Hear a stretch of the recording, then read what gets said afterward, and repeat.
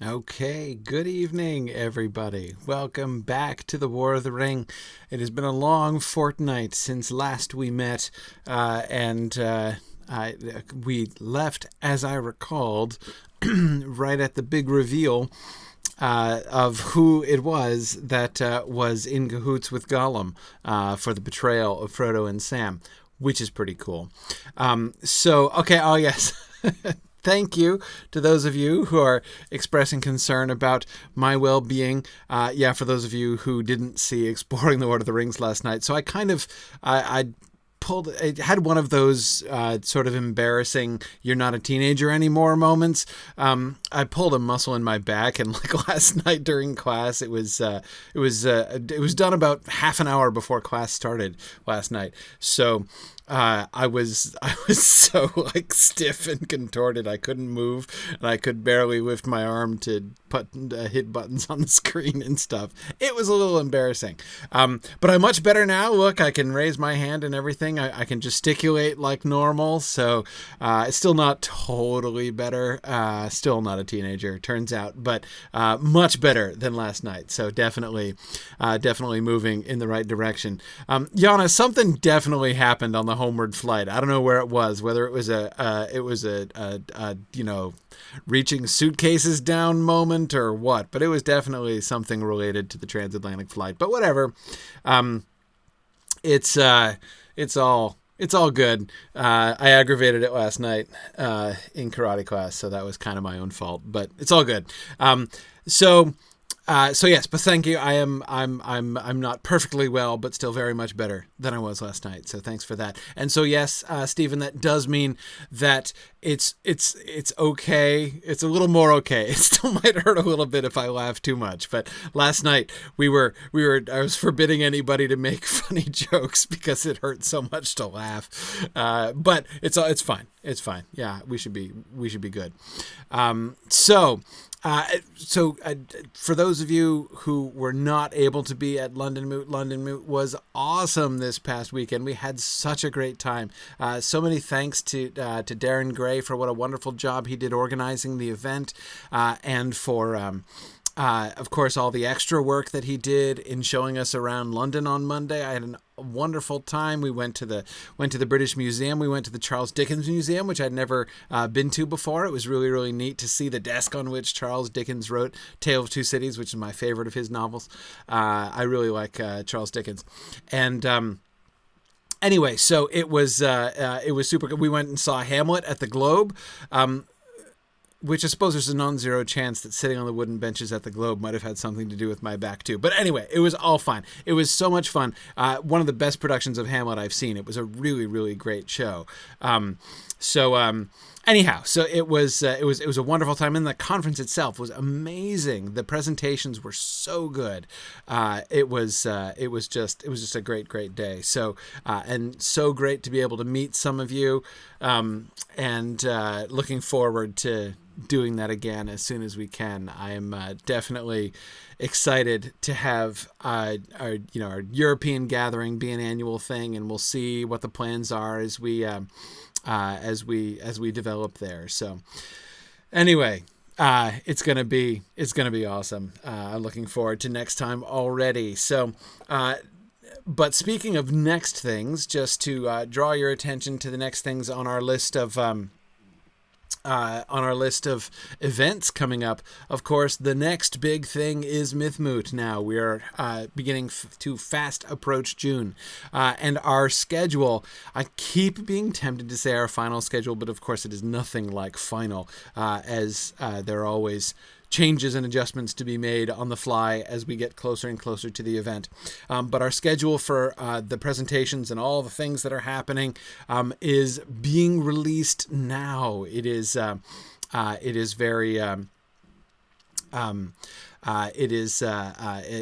in final preparation and distribution right now. So, in fact, I think it's been posted on Facebook already, and it's making the rounds. So keep your eyes out for that. Definitely time. If you haven't gotten your tickets yet, you totally should. Mythmoot is going to be awesome. Oh man, Mythmoot is the best time of the whole year. So I hope that many of you can make it this year. After that, our parade of regional moots continues with another new region that we are reaching in August, and that is the San Francisco Bay Area. So Northern Californians, we are going to have Bay Moot on August 18th. So you can find information on that on the signumuniversity.org website. There's an event page up for Bay Moot where the registration details and everything are there already and everything. So Bay Moot, we've got Myth Moot in June, Bay Moot in August, and then we're gonna be moving on from there. So yeah, Patricia. So looking forward to seeing you at Bay Moot. I know that you're up in that area there. That'll be fun. Okay, so. And our summer courses start as well. Our summer semester at Signum begins next week, so we're in the final preparations for that. If you've been thinking about maybe joining us for a discussion audit or something for one of our courses, or even if you've been considering applying to the program, you can still sneak in. There's still time. We process things pretty quickly, so we should be able to get you in if you wanted to join. Now there's still time, but not much time. So if you were thinking about joining us for those courses, you should totally get on that. So, all right. But anyway, let us get back to Kirathungol. And by the way, let me just say, I'm hoping to get through and finish Kirathungol tonight. I know that's going to put us a week behind, but it's fine. We'll catch up. Not worried. But Kirathungol, this is a big deal, right? And this is a really fun moment to see Tolkien working out this stuff. And it's, I don't know which is sort of more cool, right? In some ways, this kind of a chapter is more cool. That is, think of two classic chapters from The Lord of the Rings, right? Think about the Treebeard chapter in The Two Towers, and you think about well, really, this is like 3 chapters right at the end. The Stairs of Kirathungol and and Shelob's Lair, and then the choices of Master Samwise. But from a process point of view, they're completely opposite. Right, the Treebeard chapter appears almost in its final draft the very first time through. Right, as soon as he gets to Treebeard and realizes that Treebeard is not a normal giant, but is in fact something else. Right, that he is an Ent, and that means something quite different than anything he has ever. He had ever imagined before he got there. As soon as he realizes that, the Treebeard chapter just unfolds, and there's practically no drafting. I mean, you remember how short that chapter was in the Treason of Isengard, because there's nothing to talk about. It's like, and then he wrote it pretty much as is, right? And pretty much as it was published.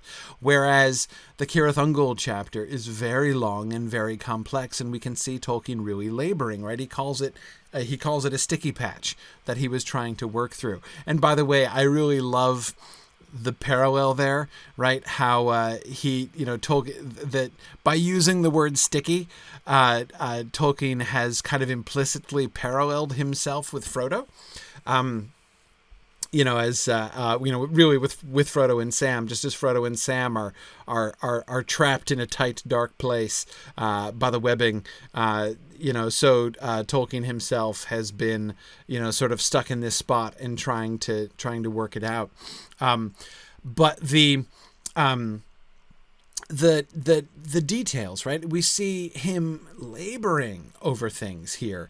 And it's not just, to some extent, it's mechanics, right? To some extent, we see this is him reworking the geography. We were talking a little bit last time about how he was, he started off with the concept of, stair number 1, tunnel, and then stair number 2 in the pass up on top.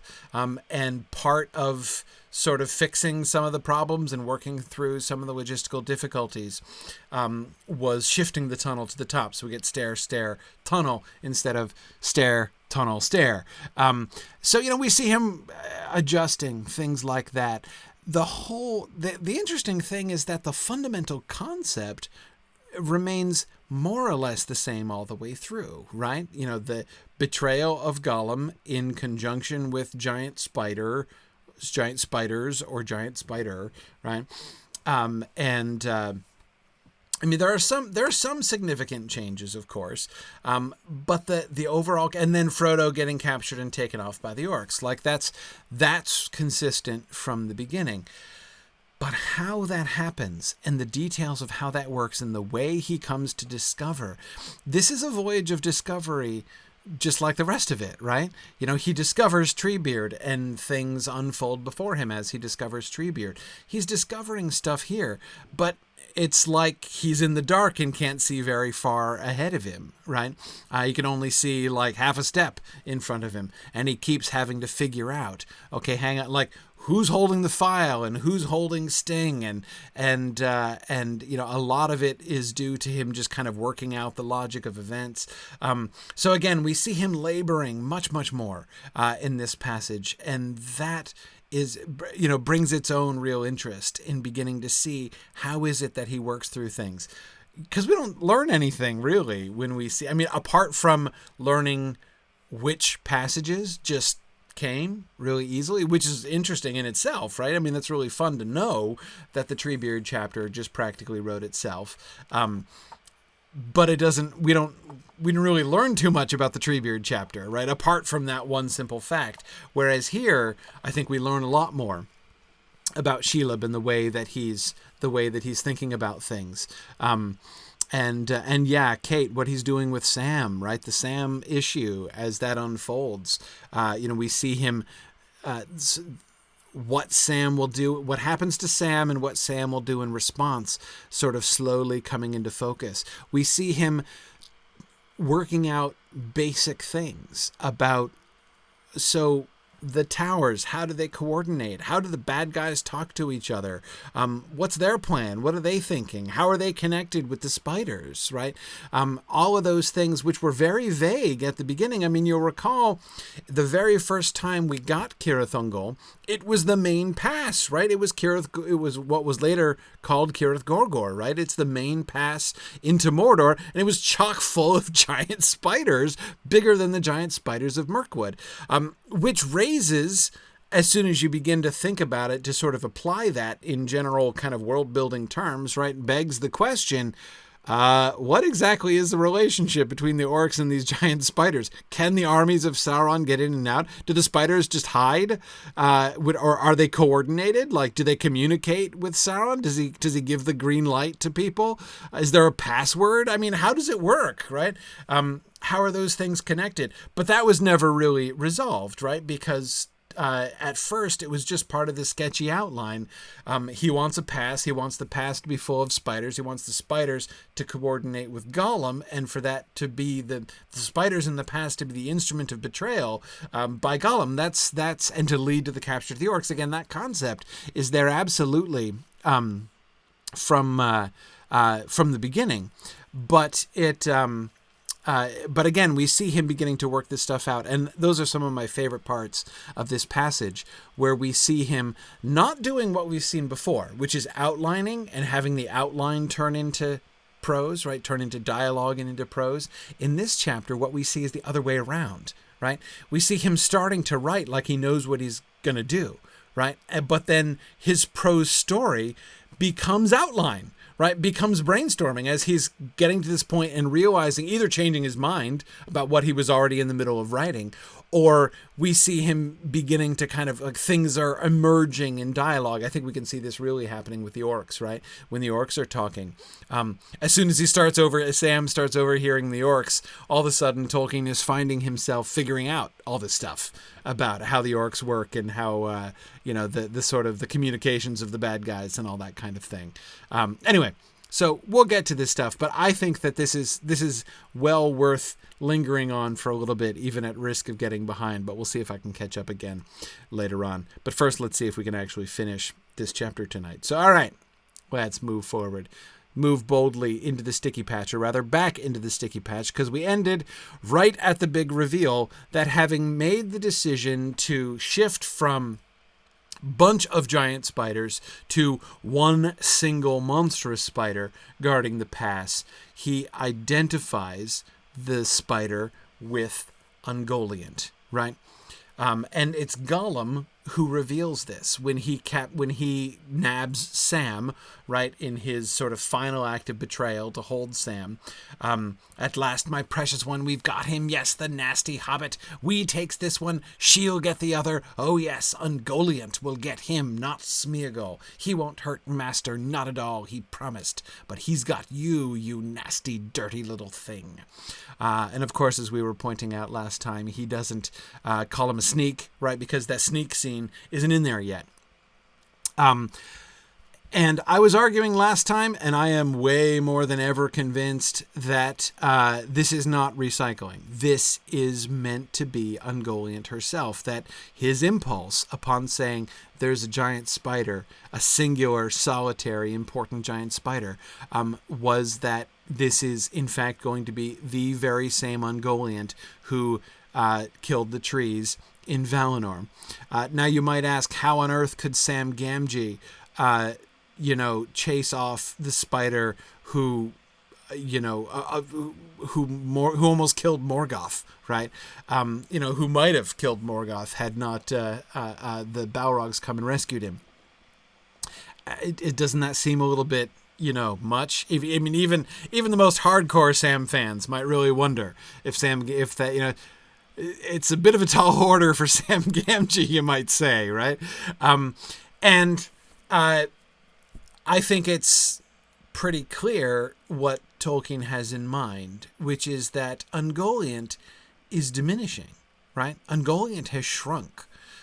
She's still terrifying enough, certainly, but she's not what remember, there's a reason why Morgoth was afraid of her, right? There was a reason why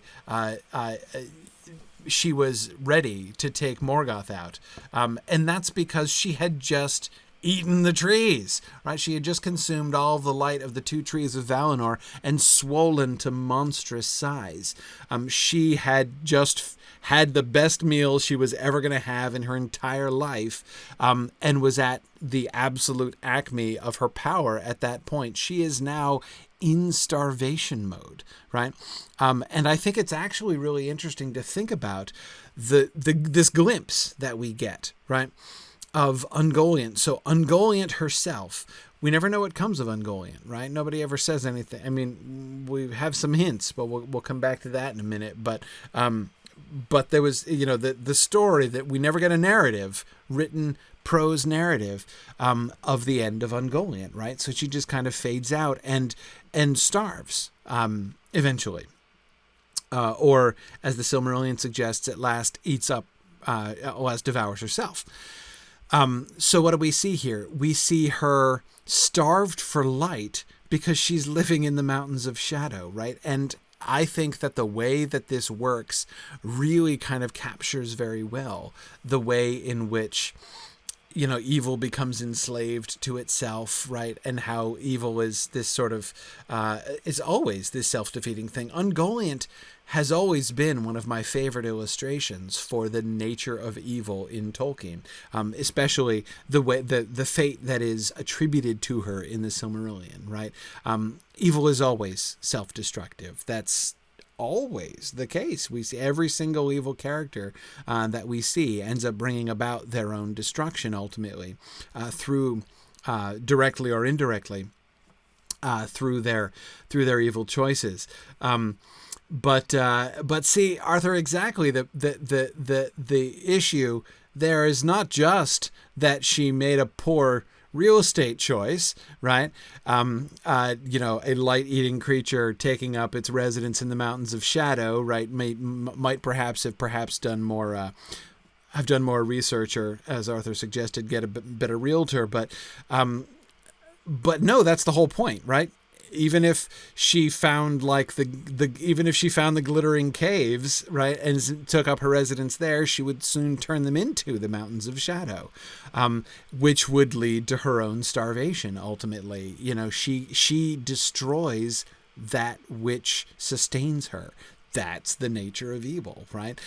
So the idea that we get a glimpse here of Ungoliant in her latter stages, famished, desperate, diminished, ancient, evil, terrifying, and yet shrunken, is actually, I kind of love it from an objective standpoint. I mean, and if you know,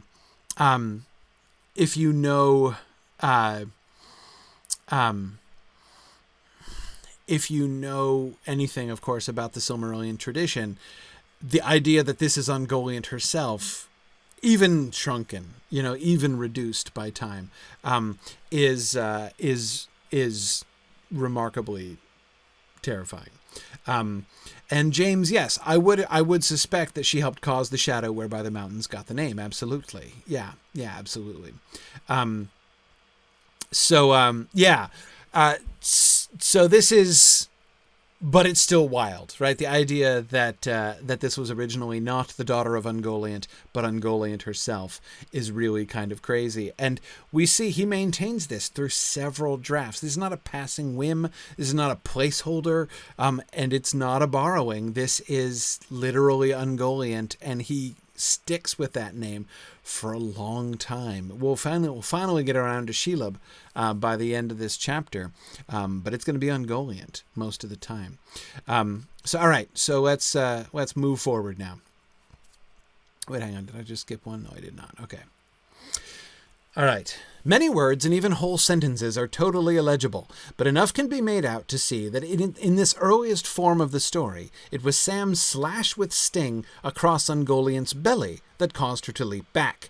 There is no suggestion of the great wound she suffered when she drove her whole bulk down onto the point of the sword. When she sprang back, Sam stood reeling, his legs astride his master, but she a few paces off eyed him, and the green venom that was her blood slowly suffused the pale light of her eyes.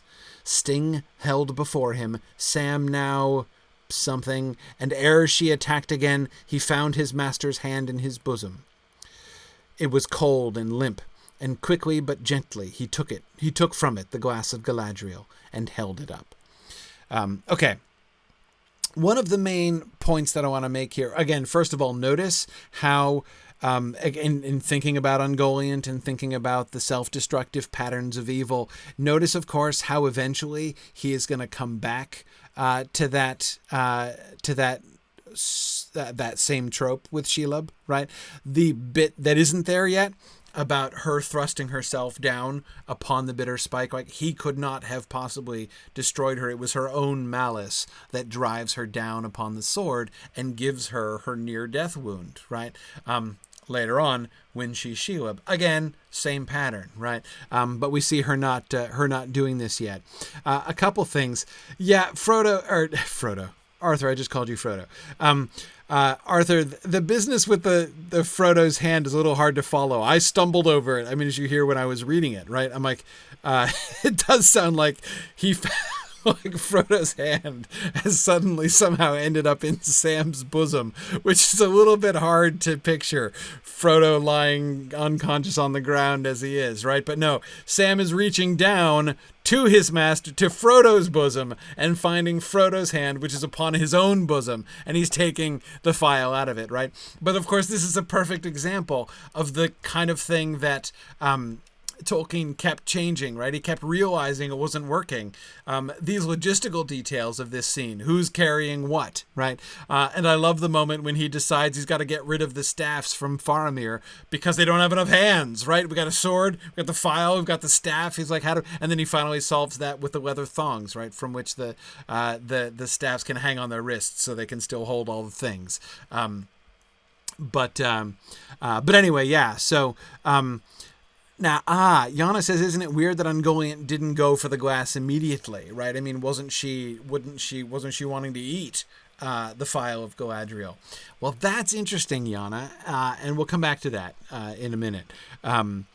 Because the answer is apparently not. I don't think this. I don't believe that that's an oversight by Tolkien here. And we do see him overlooking a bunch of things and then again going back and fixing them and realizing this. I don't think that is an oversight here. Anyway, yeah. So, but I said we'll come back to that. We'll come back to that in a little bit. The thing I wanted to emphasize, the thing that really jumped out at me about this passage is the business about the venom. Right? Notice what Tolkien tells us about Ungoliant and the venom.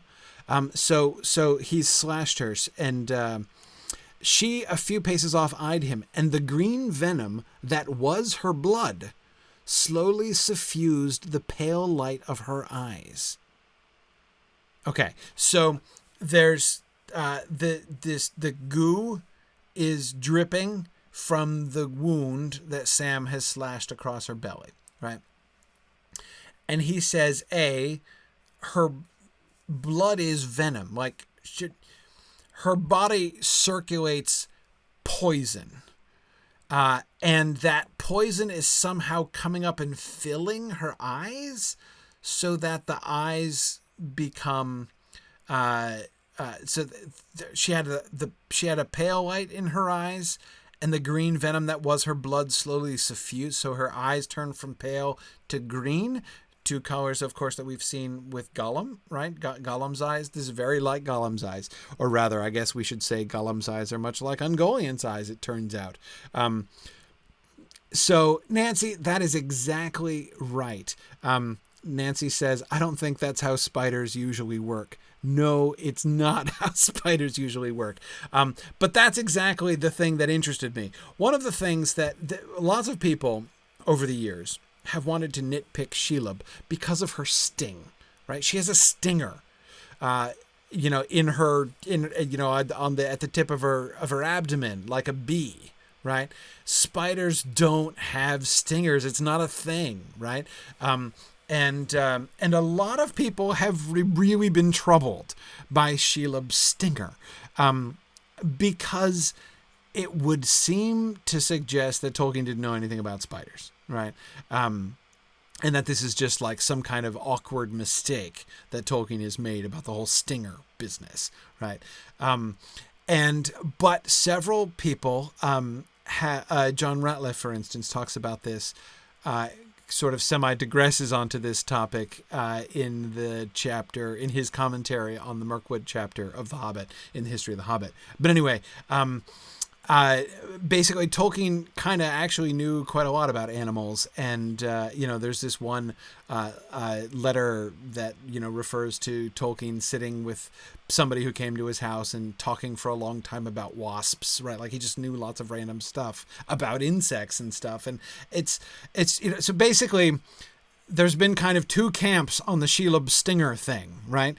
One is the people who are like, Tolkien, spiders don't do that. He made a mistake, right? And others saying, yeah, but he seemed to know about this stuff. It seems like that it's not just ignorance of spider anatomy.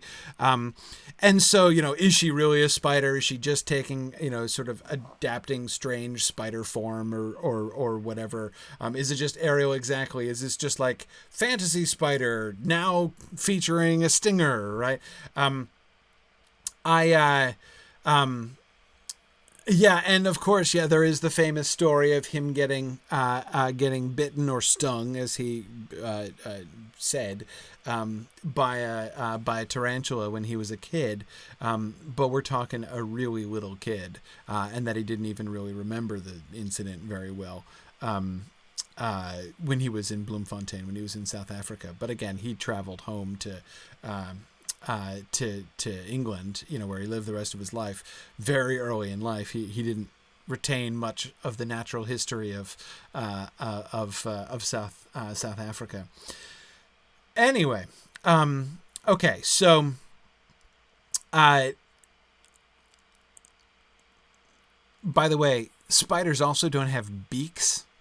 And the spiders, both in the Lay of Leithian and Ungoliant in the Silmarillion, clearly has a beak that she sets to the wound of the trees and sucks the sap out of them.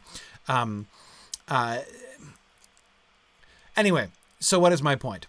My point is, you can argue, I think, potentially, if you wanted to argue that Shelob's stinger is just a gaffe on Tolkien's part, right? That, like, here's Tolkien showing off a sort of a comical ignorance about spider anatomy.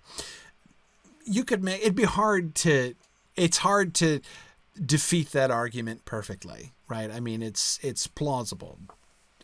I don't know what you can totally say to absolutely disprove that. But this first draft of this early draft of the fight with Shelob, convinces me very clearly he is not trying to be verisimilitudinous when it comes to spider anatomy, right? I suspect he knew full well that spiders don't have stingers. I feel quite sure that he knew that spiders don't have venom for blood, and that the blood doesn't fill up their eyes from the inside when they get really mad, right? I feel really almost 100% sure that he knew that that's not how spiders work. In fact, the point is, this scene does not sound like any attempt at verisimilitude when it comes to describing spiders and their anatomy.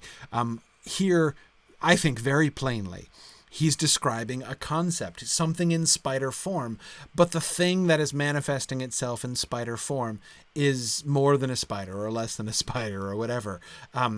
It's like the physical body of Ungoliant. And the fact that it's Ungoliant also really emphasizes this, right? Shelob, presumably at least, is like half spider. Like her dad, whoever her poor dad was probably some kind of legitimate monster in spider form, we're told. So Shelob may in fact have some spider DNA, just as Luthien has elf DNA. Anyway,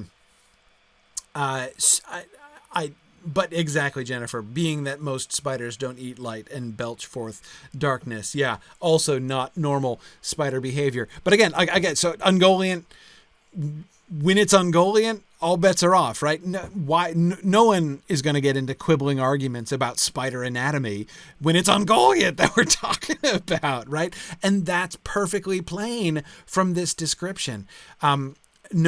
Anatomically, zoologically, it does not make a bit of sense that her body is like stuffed full of venom, which leaks out and which fills up her eyes. But sort of symbolically, metaphorically, right, as the spider manifestation of that evil spirit which is Ungoliant, right, it makes perfect sense, actually, right, and it works really well to think that the very lifeblood, her very lifeblood, is death. So, I think that it's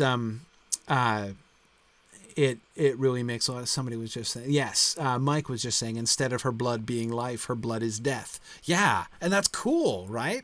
Again, I love it. I think that really works. But one of the things that I love about it is that it is firmly outside the realm. Right? This is not a National Geographic special about spiders, right? Very clearly, that is completely off the table, right, in this moment here. And so therefore, kind of coming from this early draft, when A, the spider is Ungoliant, and B, its circulatory system is based on poison, when we then move forward to Shelob, it kind of still, to me, pushes that issue off the table, or rather, I don't think it absolutely disproves that Tolkien was ignorant about spiders and stings, but I think it does, for my purposes anyway. I am satisfied that it proves that that's not really a question we should be asking here. If we're worrying about the verisimilitude of the representation of a giant spider, we're missing the point of this passage, and of that I am heartily convinced. I was always kind of leaning towards that conclusion, but this passage seems to me to really make that perfectly clear.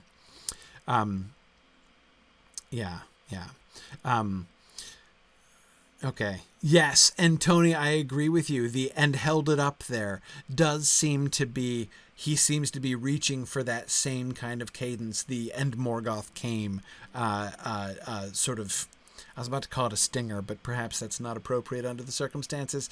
That kind of touch at the end, right? As he reaches down and gets the, oops, sorry. So I have a different system here that I'm using for my slides, and I may sometimes make mistakes like that. My apologies. I hope I don't cause anyone seizures. Okay, so let's go back to Gollum's original plan here as it's unfolding, not just in the chapter, but of course in Tolkien's own mind as he drafts the chapter. Okay, there seem in fact to have been several interrelated questions. This is Christopher, of course, speaking. One was this of topography, the relation of the stairs and the tunnel. We talked about that before. Another was the time and place of Gollum's disappearance. In the outline, he is found to have vanished when they come to the head of the second stair. And in the present version, he ran off with a strange whistling cry when they came to that place. Remember, so in that earlier version, the strange whistling cry seemed to be a summons. And we were talking about whether he was speaking spider language. And I was theorizing that yes, like he was saying, come and get him, in spider language with that strange whistling cry. Okay, another was the question of Gollum's plan and its miscarriage. My father had written, but everything had gone wrong with his beautiful plan, that is Gollum's beautiful plan, since the unexpected web in the path. Right, so you'll remember that line is kept almost in the published text, but it's the appearance of the light, it's the file of Galadriel that undoes the beautiful plan of Gollum. Right here, the spiders themselves, Ungoliant herself, thwarts somehow Gollum's original plan by putting up the web, which was originally at the beginning or like in the middle of the tunnel in a place where Gollum himself wasn't expecting it. And that was kind of funny, you read the chapter and they come to the web, and remember they're like looking at Gollum and being all suspicious, right? Sam, of course, being very suspicious of Gollum. And Gollum is like, what web? I have no idea what this is or how it got here, right? And it sounds like you assume that he's lying, that this is part of the plan. But of course, confusingly, it turns out to be true. He doesn't have any idea. So the idea that this sort of, at the very least, imperfect communication between Gollum and Ungoliant is part of the story in its initial concept, right? That Gollum's plan, or again, Gollum's kind of coordination with Ungoliant, or Ungoliant's cooperation with Gollum's plan,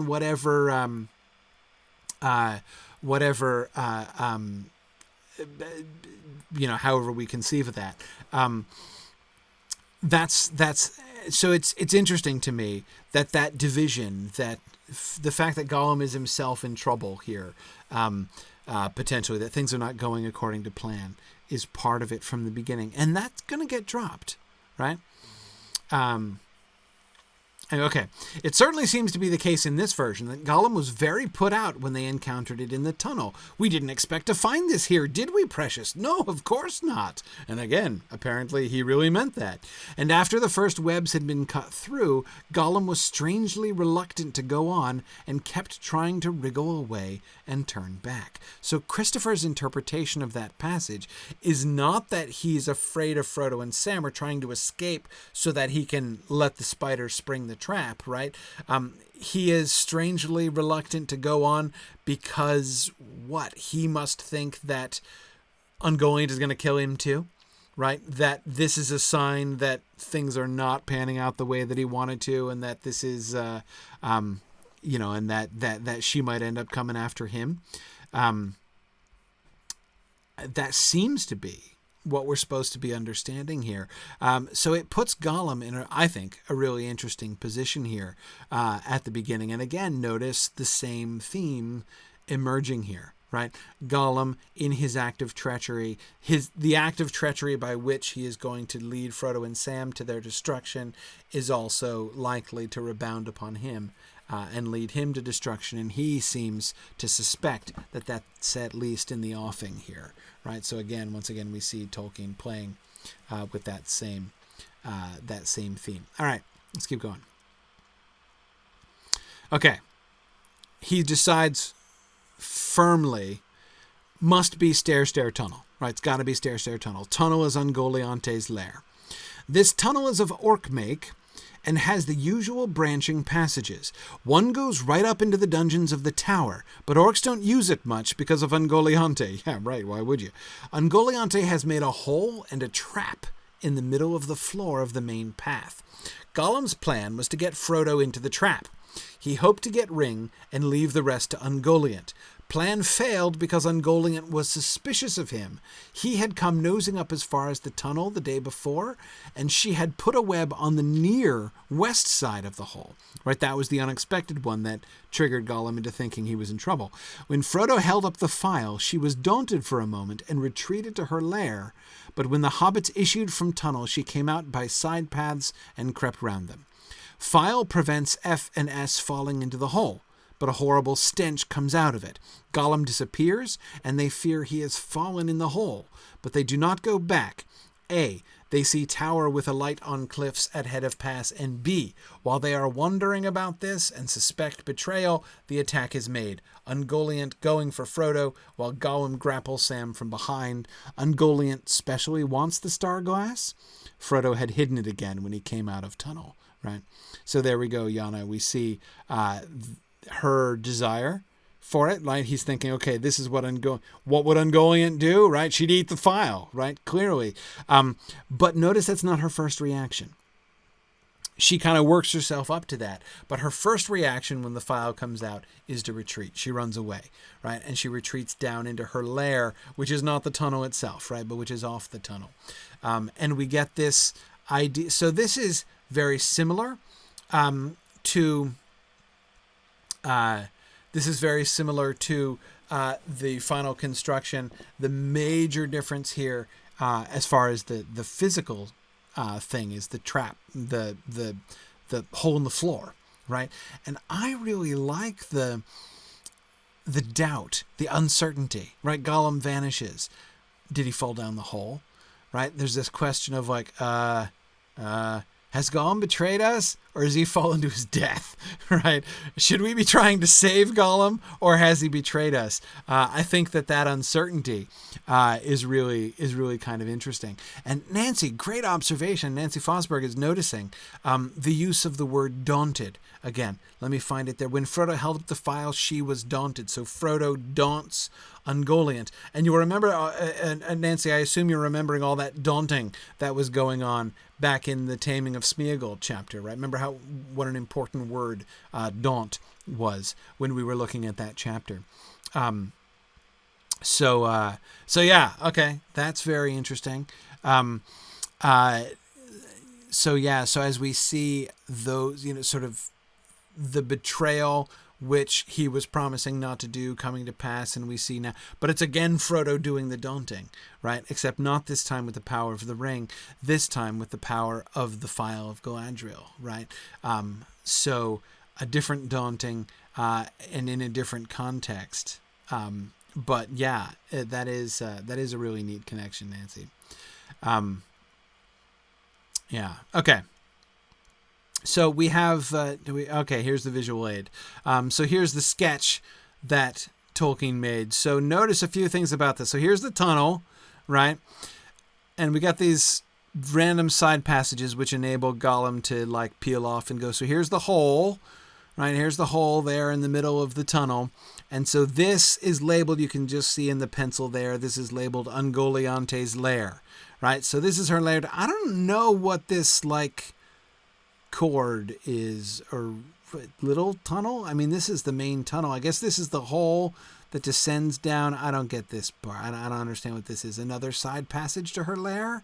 I don't really know. This is the road to the tunnel, to the tower, rather. This is the Orc Road.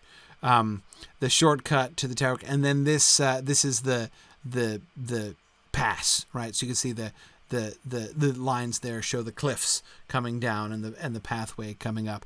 And this, by the way, you may remember from towards the later end of the chapter the descriptions of how you have the fork in the path and they're not sure whether to go left or right, and by the light of the file they can see that the left passage is obviously no good. It immediately becomes very narrow and twists off to the left, whereas the right-hand passage continues to go straight, though a little bit more narrow, right, as they go. And so you can see that that's how he's still thinking of this same sketch as he had conceived it all the way through.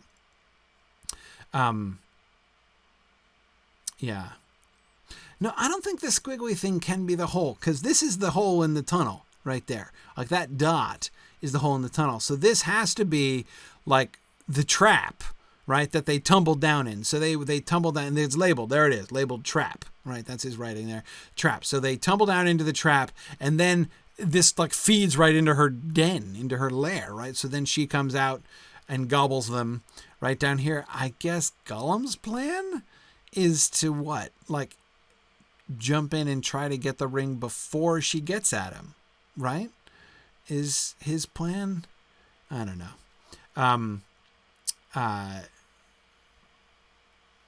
Yeah, not really sure. But anyhow,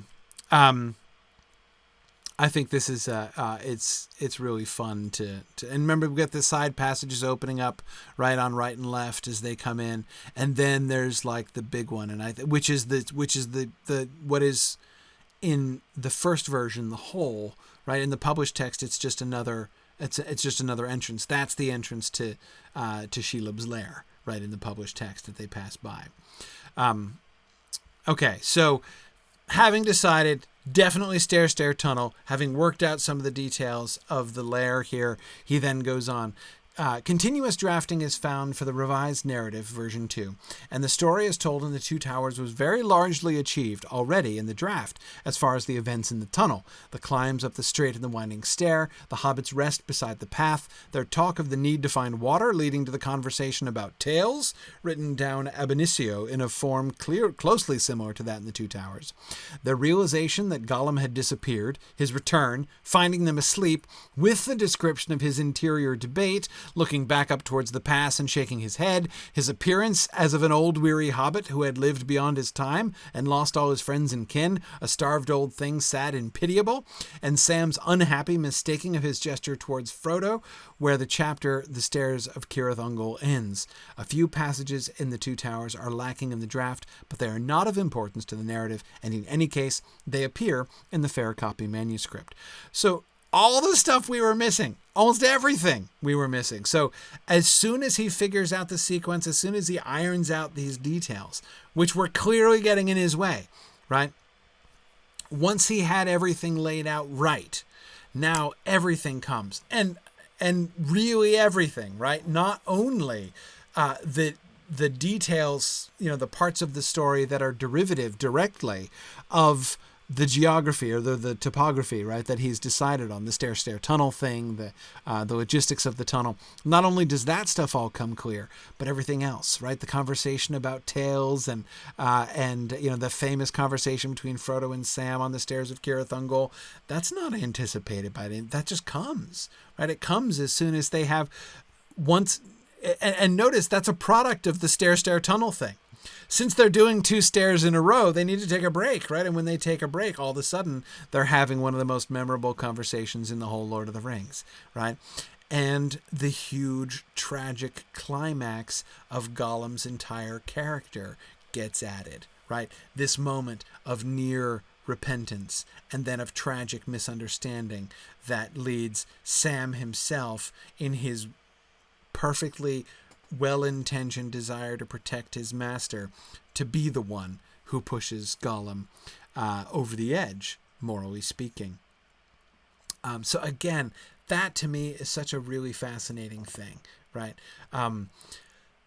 It's almost like in kind of slightly smaller scale, Treebeard, right? He's like, Treebeard is a giant, right? He's a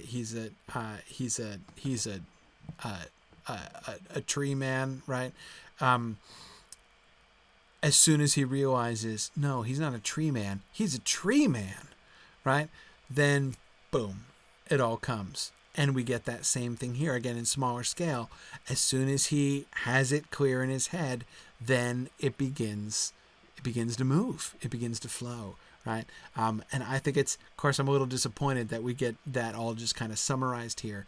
But again, the reason we get it summarized is that we don't need it in full, right? It just, it all comes. And that's really interesting. Okay, but Yana, here's the other point, though, that I wanted to make. We do have Tolkien acknowledging that, what would Ungoliant do? She'd try to eat the file, but it's not simple. It's not that. When she sees the file, her reaction is not, finally, dinner, I've been starving over here, right? Thank you for bringing a nice, juicy bunch of light into my tunnel. First time in a long time, right? That is not, in fact, her reaction. Sam says, "What about that star glass?" said Sam. "Did not the lady say it would be a light in dark places? And we need some to be sure now." "I have not used it," said Frodo, "because of Gollum. I think it would have driven him away, and also because it would be so bright. But here we seem to have come to a desperate pass." Slowly he drew his hand from his bosom, his own hand in his own bosom this time. He drew his hand from his bosom and held aloft the phial of Galadriel. For a moment it flickered like a star struggling through the mists of earth. Then, as fear left them, it began to burn into a dazzling, brilliant silver light, as if Eärendil himself had come down from the sunset paths with the last Silmaril upon his brow. The darkness receded from it, and it shone as a globe of space enclosed with utter blackness. But before them, within the radius of its light, were two openings. Now their doubt was resolved, for the one to the left turned quickly away, while the one to the right went straight on, only a little narrower than the tunnel behind. At that moment some prescience of malice or of some evil regard made them both turn. Their hearts stood still. There was a shrill whistling cry of Gollum. Not far behind, by the noisome opening perhaps, were eyes, two great clusters of eyes. Whether they shone of their own light, or whether the radiance of the star-glass was reflected in their 1,000 facets, right? And then we move on. It becomes much more like the Two Towers passage at that point. First of all, one quick note on the return of the shrill whistling cry, right? Gollum shouting something like Signum Ungoliant, right, in spider language, presumably. The interesting thing to me about that return, and it would seem to me, I mean, is this the reason? I don't know if it's the reason, but it would seem consistent anyway with Tolkien's removal of the trapdoor, it's not a trapdoor, but the hole in the floor, right? And their doubt as to whether or not Gollum fell into the hole in the floor. In the published text, there is no doubt, right? There is no do you think Gollum's okay? Right? No, as soon as he vanishes, Sam is and he's betrayed us, right? This is exactly where he meant to bring us. And that seems to me the function of this change, right? Even this impulse to bring in the shrill whistling cry, to prove we don't want any real doubt. This is Gollum's betrayal, right? So the idea that they're going to actually hear Gollum crying out, but they see the spider after Gollum sicks the spider on them, right? But I mean, I do think in the end, in this context, it certainly lessens Ungoliant's appearance to have her set on them like as if Gollum was letting her off the leash or something, right? That isn't very Ungoliant-like. And yes, Stephen, I think this is supposed to recall the emergence of the eyes in the dark in Mirkwood when they lit their campfires, right? I think it is supposed to recall that, but just be much, much worse and much, much more horrifying. Anyway, okay. What was the other thing I want? Oh, yeah. Okay, so Eärendil himself had come down from the sunset paths with the last Silmaril upon his brow. So, if light is, in general, tasty to Ungoliant, why is she daunted by the file? Even in that first version, she was daunted by the file, right? And now we get more detail here.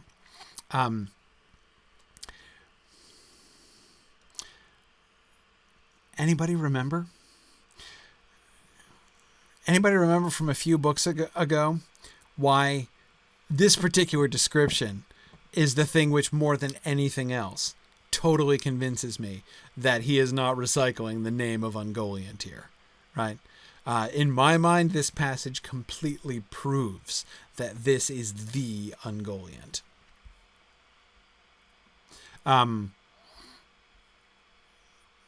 Yeah, Arthur, she and Earendel have a history, right? Absolutely.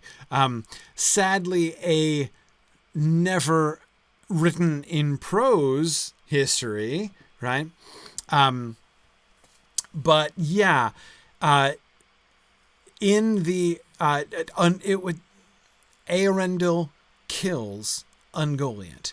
Earendel, he has many adventures, right? In those times when he's sailing around before he goes on his great and final journey into the West, he sails about and has many, many adventures. And this is why the tale of Earendel was supposed to be like almost as long as the entire rest of the Book of Lost Tales all put together, right? And Tolkien never wrote almost any of it. But we saw, and we even just looked back and thinking of the Tree Men, because they were included too, saw the list of adventures that Earendel was going to have. And one of his adventures was to go into the extreme south of the world and find Ungoliant and kill her. Now, I keep carefully saying that Tolkien never wrote that in prose because he did write it in verse, right? And if you've heard me do my errantry talk with this, you'll remember we talked about this, of course, during the Treason of Isengard when we got to the errantry chapter. That sort of middle version, there are three basic versions. There's more than three drafts, but there's three basic versions of the errantry poem. There's the first version where it's the funny little diminutive elfin guy who, marries a butterfly and fights with the Dumbledores and the dragonflies, right? And then it shifts and it becomes a mortal man who is taken by the elves and made their champion, and he's sent off to fight Ungoliant, right? He goes into Evernight and finds Ungoliant, who is weaving webs to try to eat the sun and moon. And he cuts through her webs and he kills Ungoliant, and then he sails off into Evernoon and has this vision of lightning and flame and kind of amazing stuff, and then he comes back and his face is all aglow and he can't go home, right? The end. That's the moment when the merry messenger from the errantry poem becomes Earendel, right? And then, but it's still not really placed historically within Middle-earth, right? It's still kind of extracted from that, or abstracted from that, I guess I should say. And then he makes the final change and has it become the story of Earendel and his journey within the Silmarillion, the full sort of historical setting of the Silmarillion. And when it does, he doesn't kill Ungoliant anymore, because now the focus is all on the westward journey, with the Silmaril on his brow and everything. So we do have that one poetic account of a dude who is obviously Earendel going and killing Ungoliant, but it's not even identified as Earendel, and but it's still pretty. Anyway, that's the closest we ever get, right? So if it looks like Earendel himself with the Silmaril on his brow has descended in the tunnel, she's gonna think twice, right? And it's funny because, of course, like, why should she? She never actually did meet Earendel, right? But it's almost like Ungoliant, she's read those plot outlines and she knows this can't be good, right? So she's going to withdraw until she's really sure that this is not, in fact, Earendel himself. Now, I'm kind of joking about that, but the point is, they are invested, like the light from the file of Galadriel invests them with this elvish stature, right? Was saying before that obviously one of the potential downsides of having this literally be Ungoliant is that it seems so disproportionate. How on earth could Sam Gamgee, awesome though he be, how could he possibly slay, one of the great, monsters, possibly the greatest single horror in the history of Arda. Again, Sam Gamgee's pretty cool, but it doesn't seem up to that. And yet we see that when the moment comes, they, Frodo and Sam, are invested with power as if they are Eärendil themselves, right? So when we see this kind of juxtaposition of the mighty Eärendil with the Silmaril on his brow, we see that image superimposed onto the image of the two terrified hobbits holding up the file of Galadriel.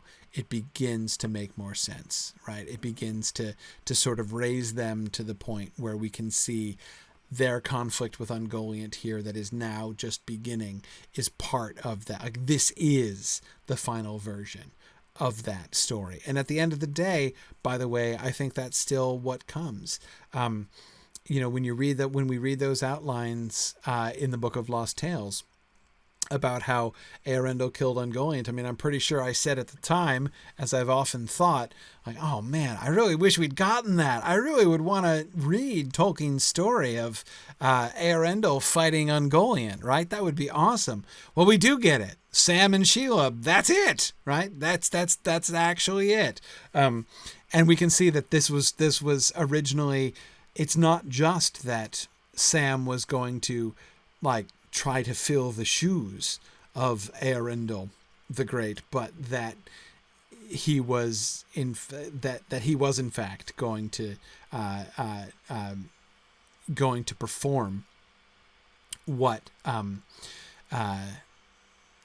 was going to perform what he would, Eärendil bequeathed to him the task that he never got around to doing, right? And that's really neat. And Brianna, I am so looking forward to the Eärendil story in the Film Project. Just think of the cool stuff we can do, Brianna. We'll have a whole season of the adventures of Eärendil. I can't wait. We'll get there. Anyhow, yeah. Takako says Ungoliant's reaction to seeing the file seems to be, oh no, not again. Oh, not again. Right, exactly. Ungoliant and the bowl of petunias, right? Yes. Exactly. It's like Ungoliant has read the history of Middle-earth, and so she knows exactly what this means.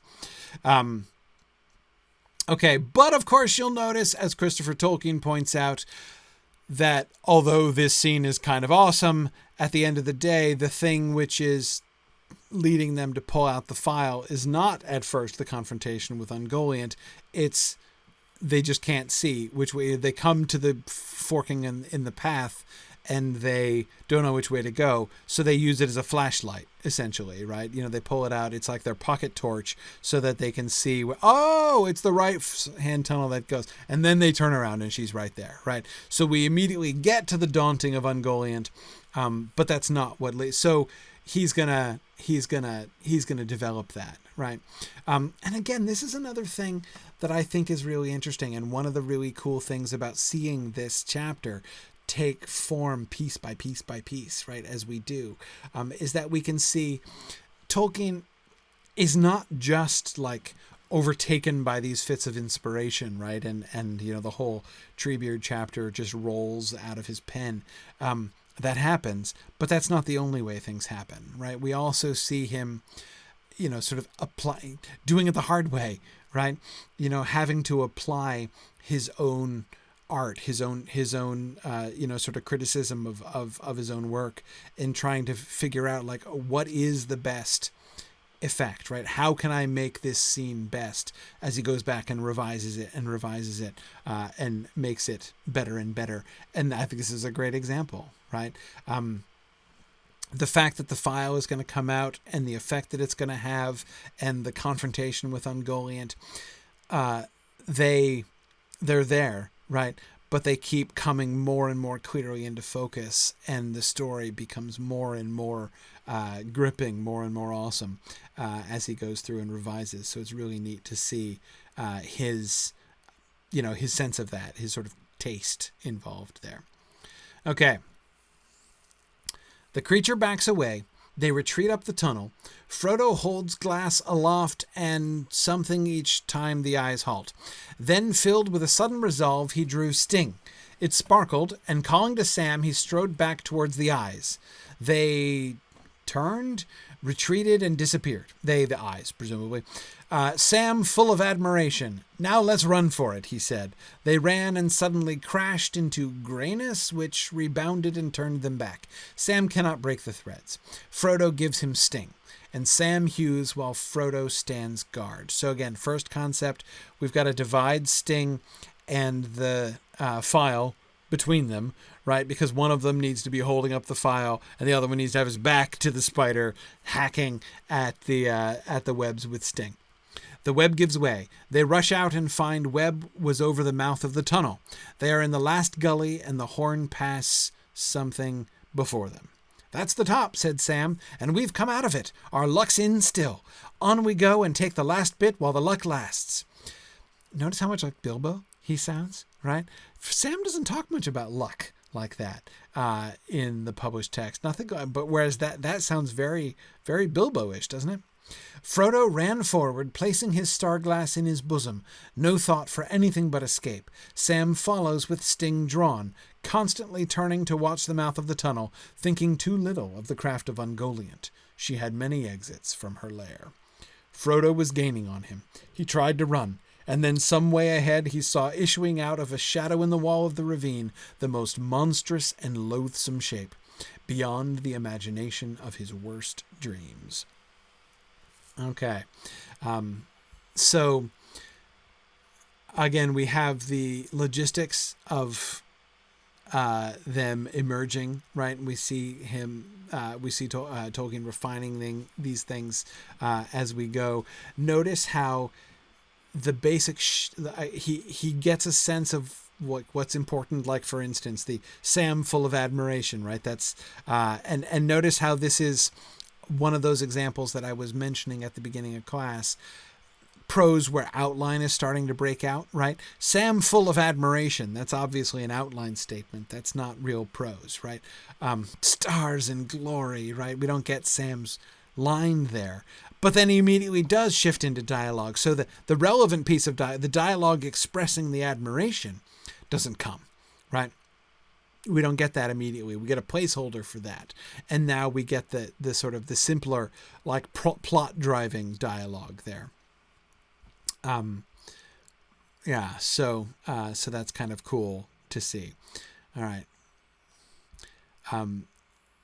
Here's a quick example of him going back, taking a detail that he had just decided when he was kind of shifting into outline mode there, and then expanding it, right, and making it really cool. "That will not help us," said Frodo. This is, of course, his cursing of Gollum. "Come, I will hold up the light while my strength lasts. Take my sword. It is an elven blade. See what it may do. Give me yours." Sam obeyed and took Sting in his hand, a thrill running through his hand as he grasped its fair hilt, the sword of his master, of Bilbo, the sword that Elrond had declared to come out of the great wars before the Dark Years, when the walls of Gondolin still stood. Turning, he made a great sweeping stroke, and then sprang back to avoid the lashing threads. Blue-edged, glinting in the radiance of the star, the elven blade shore through the netted ropes. In 3 swift blows, the web was shattered and the trap was broken. The air of the mountains flowed in like a river. "It's clear," Sam cried. "It's clear. I can see the night light in the sky." "No." Here's Tolkien interrupting himself. "No, make Sam hold light, and so Frodo goes out first, and so as he has the light, Shelob attacks Frodo. Sam sweeps up Frodo's sword from ground. He drops the file in struggle with Gollum. Cut out the staffs." Okay. Here's again him apparently worried. This is the moment where he seems to be worried about how many things they have in their hands, right?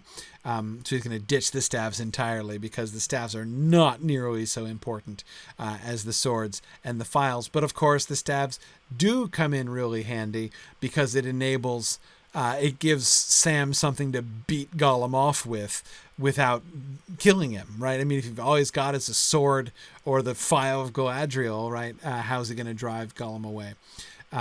Anyhow, okay. But of course, this is also how he's got to drop the file in his struggle with Gollum, because if he does have it, Gollum isn't even going to be able to approach him, right? Remember, Frodo was worried that Gollum would be driven off if he even knew they had it, right? He's been hiding it from him. Anyway, okay. So just again, a couple things. Notice that the fact that Sam got Sting, like the mechanics of that was worked out before. But notice how he takes that mechanical contrivance, right? What needs to happen in order to get them out of this situation. And now he's really thinking of I love to see Tolkien now turning himself to think like, okay, fine. So Sam gets Sting, but wait a second. Sam now has Sting he's wielding Sting for the first time. What would Sam think? How would that affect Sam? Right? And I love the description. On the one hand, his reaction is like Bilbo's, because Sam, even more than Bilbo was in The Hobbit, is sensitive to these stories of old times, right? We know how Sam loves the stories of the elves. So of course, he's going to be thinking about the great wars before the dark years when the walls of Gondolin still stood.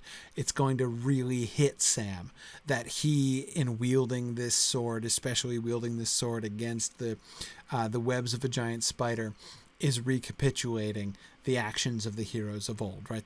That's going to be very meaningful for Sam. But I love the detail that that's not the first thing he thinks of, right? Even Sam doesn't think of that first. What he thinks of first, this is the sword of his master. This is the sword of Bilbo, right? I am holding the sword with which Bilbo fought the spiders in Mirkwood, right? I have been given the sword of my master. Karita, I agree. Sam full of awe and wonder is one of my favorite things too. But you notice how he starts with that very kind of homely wonder, right? Of Frodo and Bilbo, and then he gets around to Gondolin, right? But again, here in the midst, so he's fleshing out these ideas that he had put forward in the outline. And then as he's doing it, he realizes, no, wait, can it? I got to change it again, right? This doesn't work. Awesome, but this doesn't work. Make Sam hold the light and Frodo use the sword. So let's switch it around, because he doesn't want Frodo running off down the path with the file still in his breast, right? And notice, Yana, how we've come around now. Ungoliant is not seeking the file anymore, right? Ungoliant isn't trying to eat it. Her reaction to the file is now not, that's her goal that she wants to consume, right? She is avoiding the person who has the file, right? She's still afraid of it. And that's really kind of interesting. That's really kind of cool, and shows how she's diminished, I think, is one of the things that's supposed to show. But also, of course, it's also about Sam being awesome and recapitulating Eärendil.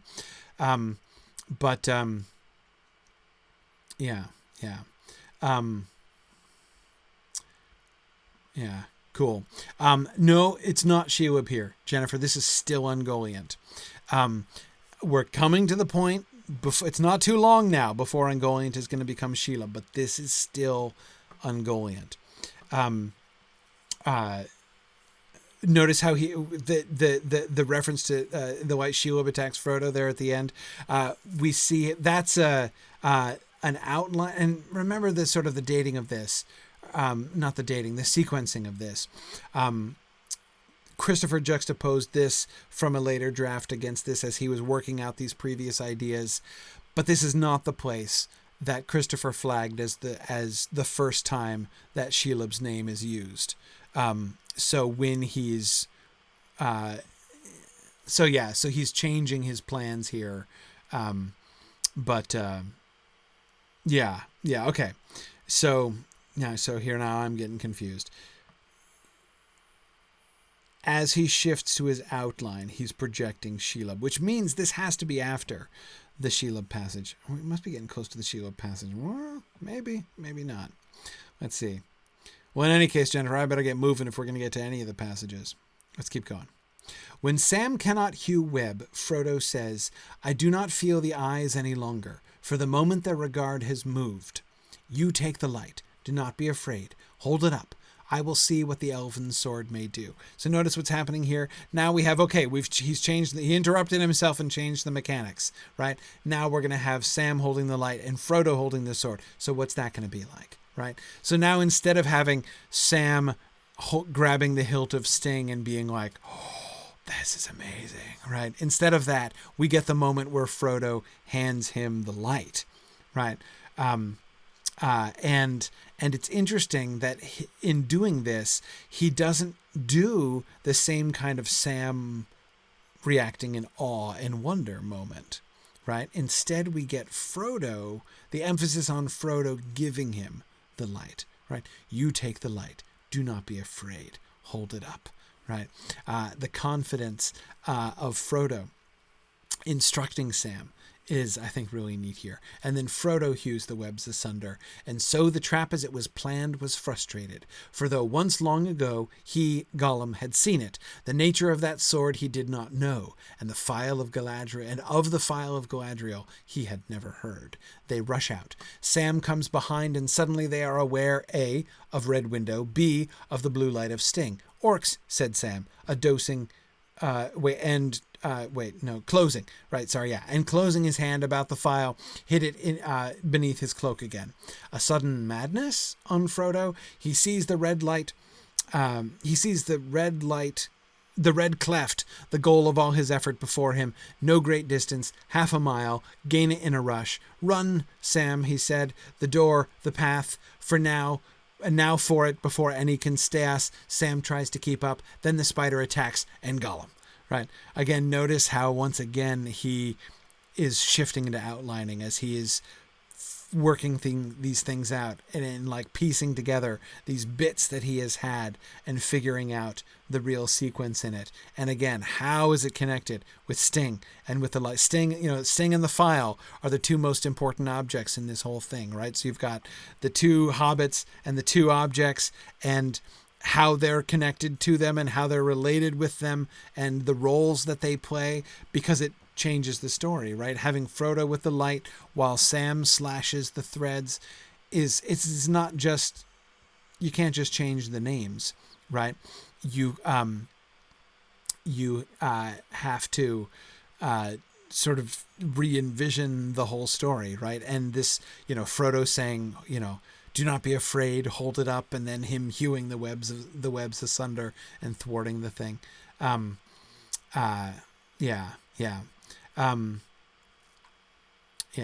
Good. No, Stephen, Sam does not sing songs at the spider because, of course, remember when Bilbo sang his songs at the spider, his goal was to aggravate them, right? This was spider aggravation poetry. Spider aggravation poetry not indicated at this time, right? Whatever they want to do with the spider, spider daunting poetry would be just the thing, but that is an even more obscure branch of verse craft than spider aggravation poetry, of which there's a much more robust tradition.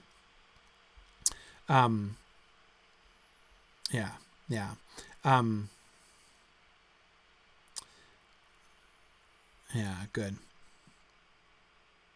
Let's keep going. Frodo and Sam backed away, their gaze held by the dreadful stare of those cold eyes, and as they backed, so the eyes came on, unhurried, gloating.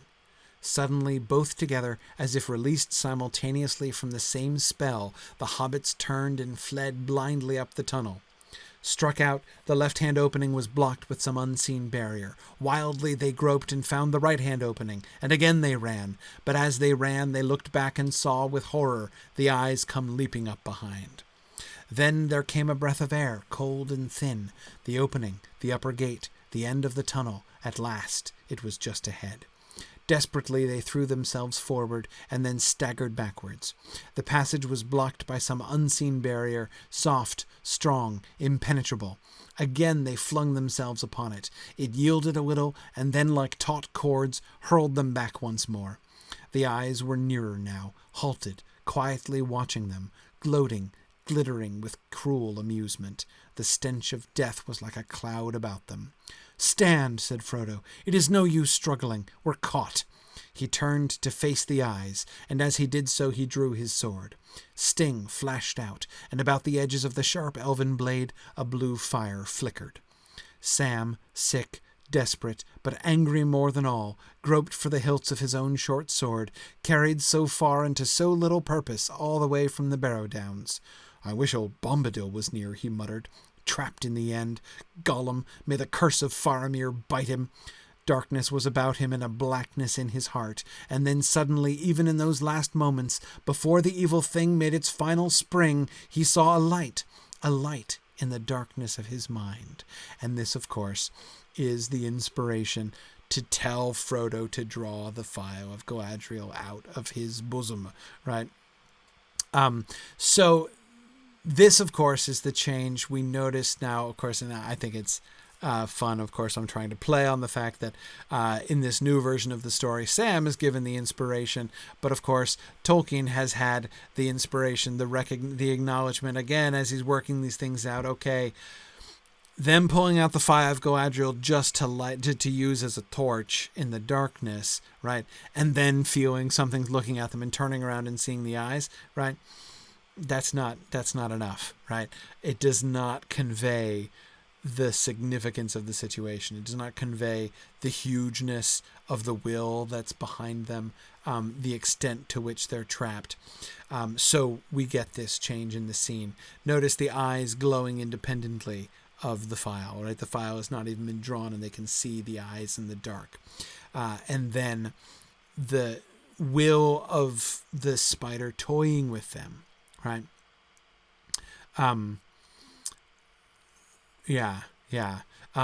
Karita, I agree. The word unhurried is an unexpectedly frightening word in this passage. Yes.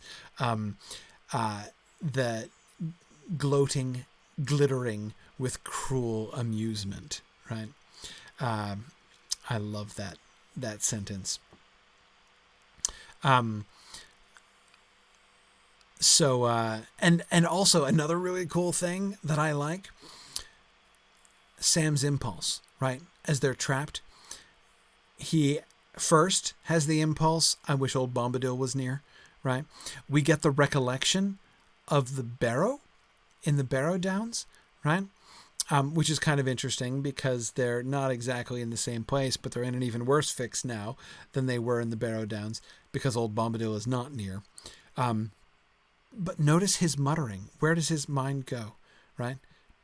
After thinking of Tom Bombadil, he doesn't think of light right away. Trapped in the end. Gollum, may the curse of Faramir bite him, right? His oath of his cursing of Gollum, right? His calling down vengeance upon Gollum. The implication is that this is a reflection of the darkness about him. This is the evil will of Shelob working on him. Darkness was about him and a blackness in his heart, right? The despair, the rage, the bitterness, the anger that is consuming him in this moment, this is an extension of, that's the making inward of the outer darkness that they're surrounded by, and which first he breaks through, right? By remembering the light, just as he briefly remembered Tom Bombadil just there. And Tony, yes, it is interesting that the barrier is unseen. It's not named a web here. Yes, it is her webs of darkness. Remember how in the early drafts he described that more as if like he was describing the unlight of the webs, right? And he doesn't describe that explicitly. The very explicit unlight nature of the webs doesn't make it into the published text with nearly the fullness that it was given in those early drafts. But Tony, again, as we can see so often happening, having worked through that and what it would look like, we see him kind of toning that down. That's another major trend that we can see as he goes through laborious revision after revision of all of these passages.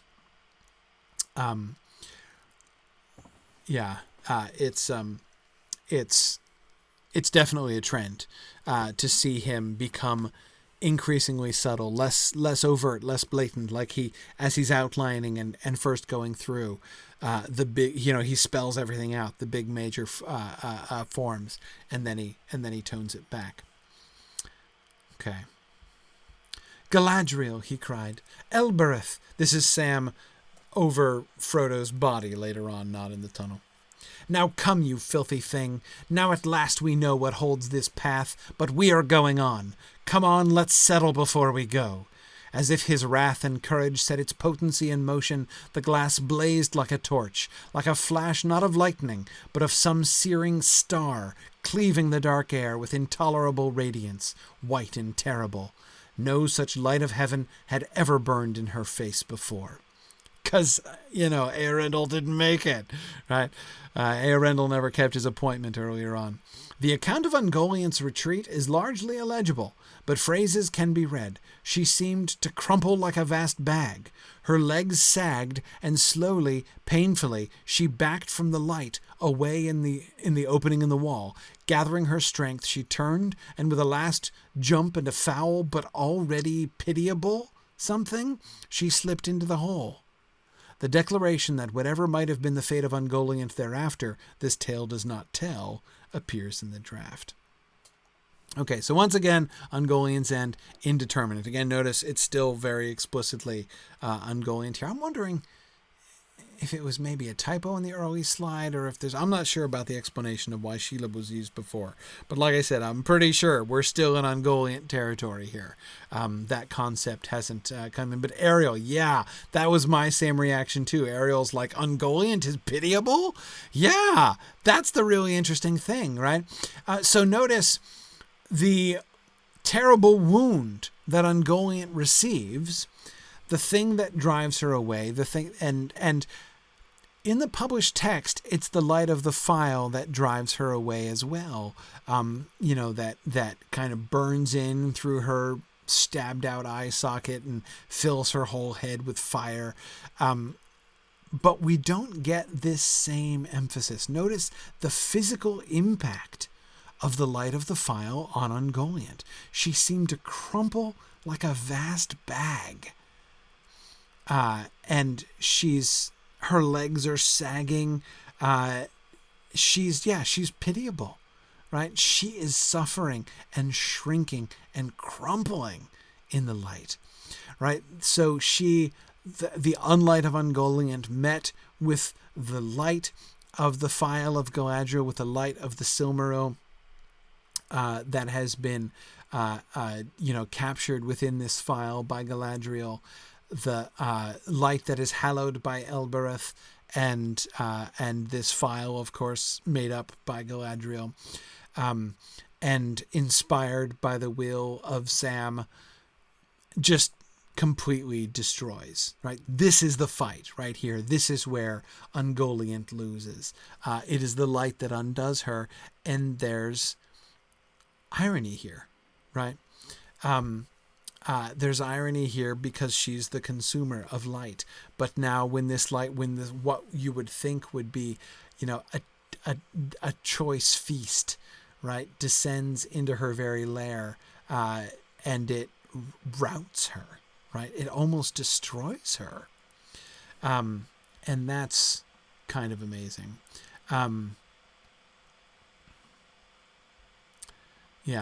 Yeah, and Jennifer, she's too weak even to eat light anymore. And that's kind of pitiable, right? But it's not, but I think it's not just that. It's the excess of light here, right? This is a tribute to, I think she's still capable of eating light, Again, we did get that reference to her wanting to eat the file earlier on, right? That's still kind of on the table, but she can't do it, right? The light of the Silmaril, blessed by Elbereth, sort of concentrated by Galadriel, inspired by the will of Sam. It's too much, right? This is too much of a meal for her. Yeah, Tony, it's just like a predator having its prey fight back, and not Sam, the light itself, right? She's that which she had thought to consume and make a part of herself, to swell her again with surfeiting on the light, now instead crushes her, right, and deflates her like a bag. It's kind of incredible, actually. At last, with a great, and we get to come to the choices of Master Samwise. At last, with a great effort, he stood up and turned away, and seeing nothing but a grey mist, stumbled forwards towards the pass now straight ahead. But still his master drew him. Sam's mind was not at peace, not really made up. He was acting as best he could reason, but against his whole nature. He hadn't gone far when he looked back and through his tears saw the little dark patch in the ravine where all his life had fallen in ruin. Again he turned and went on, and now he was come almost to the V, i.e. the cleft. So the very gate of parting. Now he must look back for the very last time. He did so. No, I can't do it, he said. I can't. I'd go to the Dark Tower to find him, but I can't go and leave him. I can't finish this tale. It's for other folk. My chapter's ended. He began to stumble back. And then suddenly, to his wrath and horror, he thought he saw a slinking thing creep out of the shadow and go up to Frodo and start pawing him. Anger obliterating all other thoughts blazed up again. Gollum, after his precious, thinks his plot has worked after all. The dirty... He began to run silently. There wasn't more than 20 yards to cover. He got his sword out. Gollum! He ground his teeth. But suddenly Gollum paused and looked round, not at Sam, and with all his speed bolted, diving back towards the wall and to the same opening out of which Ungoliant had come. Notice again, this is another really clear example of what I was talking about just a minute ago. He was acting as best he could reason, but against his whole nature, right? There's Tolkien spelling out explicitly, like working out this idea in his head, right? He's not going to say anything nearly that flat in the final passage, right? He's going to show us that instead of telling us that. But we can see him working it out. You know, it comes out much more explicitly as he's trying to work through this. And I love the fact that Sam's vocabulary he's still thinking of the conversation from the stairs of Cirith Ungol, right? He's still thinking of that book with red and black letters that might perhaps someday contain his and his master's story. But it's now clear. Now notice how by tying into that here, notice how in this original version, Tolkien is going back to that, right? Remember the conversation that Sam and Frodo were having. They don't know what, Sam wondering what kind of story this is, happy ending or sad ending, right? And now he knows the answer. This is a sad ending story, right? And there's Frodo dead, and his whole life has fallen in ruin, even if he completes the quest. Even if he takes the ring and gets to Mount Doom, this is a sad ending story, right? And that's the chapter, the last chapter, the chapter of despair after everything has already been lost and it barely meaning anything to him whether he completes the quest or not. And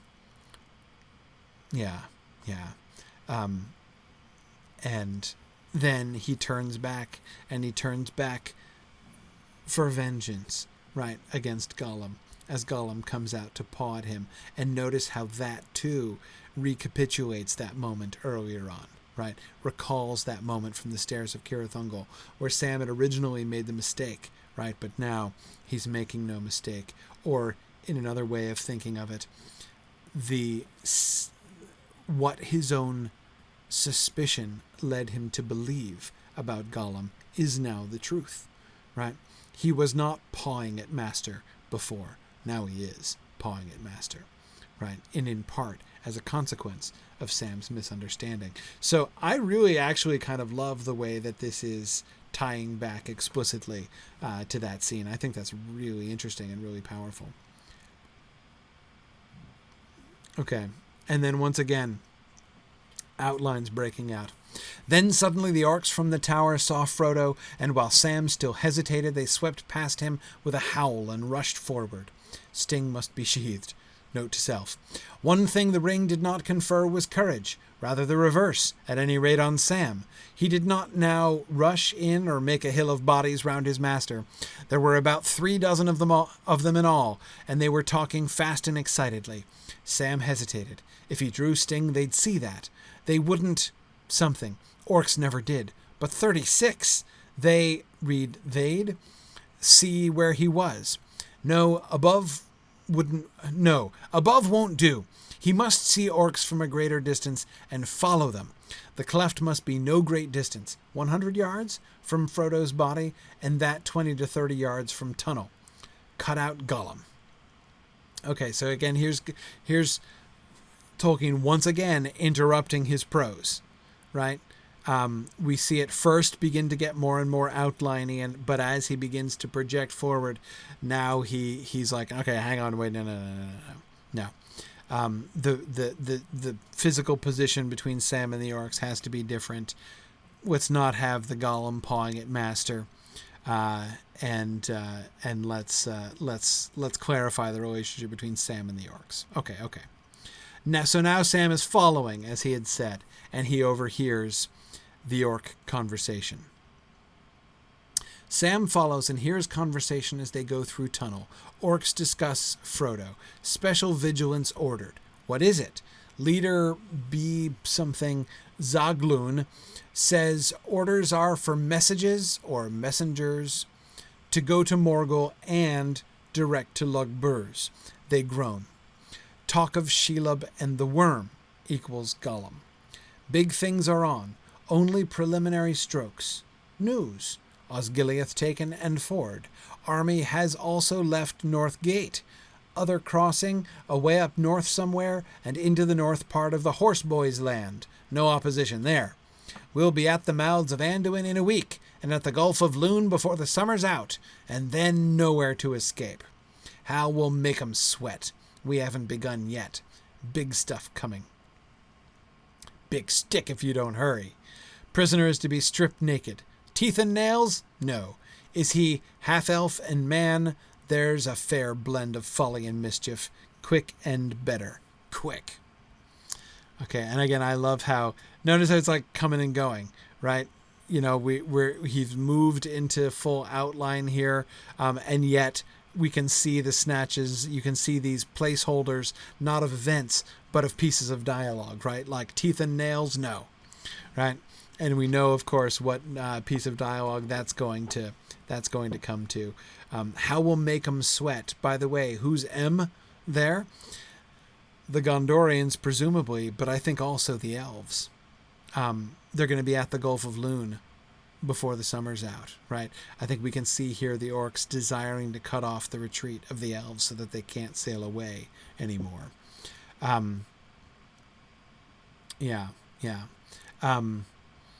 Anyway,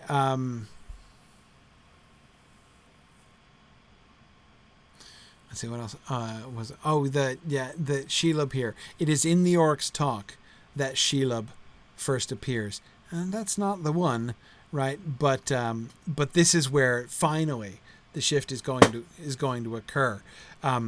And so it's interesting to me that Ungoliant becomes Shelob. He decides that the great spider should not be Ungoliant herself, but the last child of Ungoliant, right? So he decides that should happen, not because of Sam, right? It's not like, well, maybe this is a bit of a tall order for Sam Gamgee. That's not what dissuades him. What dissuades him is thinking through the relationship between the orcs and Shelob, or in Ungoliant, it seems. Because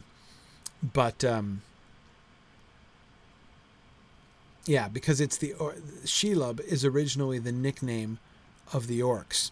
that the orcs put on Ungoliant, right? They call her Shelob with a hyphen, right?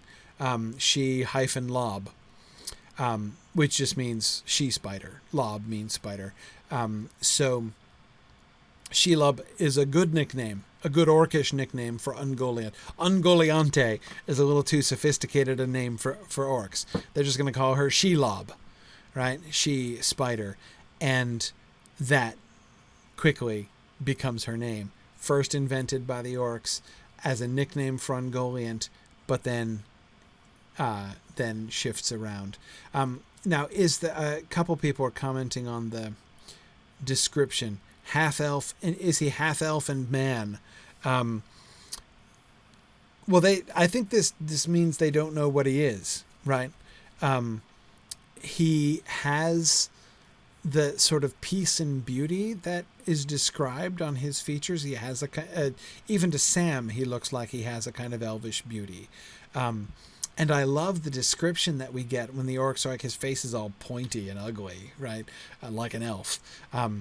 So the elfin beauty of his face is not seen by them as beauty. It's seen by them as repulsive, but elfish repulsive, right? And that's kind of interesting, actually. Note, orcs don't necessarily love ugliness for the sake of ugliness, right?